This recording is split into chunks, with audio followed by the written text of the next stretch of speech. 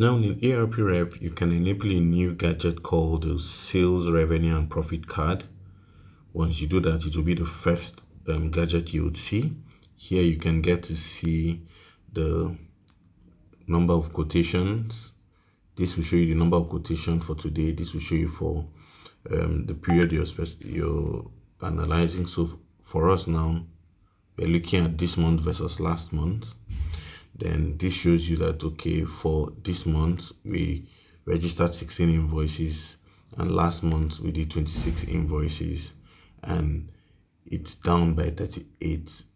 For the period we're analyzing, it's down by 38.46%.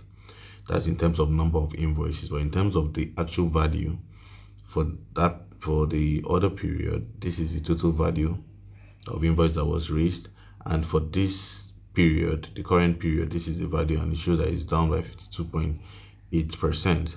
Then you can see for payment receipt, the same thing for expenses, the same thing for payment voucher. Apart from specifying the period, you can also specify the exact office location that you want to analyze, assuming you have multiple office location. So we can go ahead and say, okay, show us for this quarter versus last quarter. The information will change. You can say show us for this year versus last year. The information will change. We can go ahead and say, okay, show us for just one particular office location, or it could be this office location, and the gadget will change.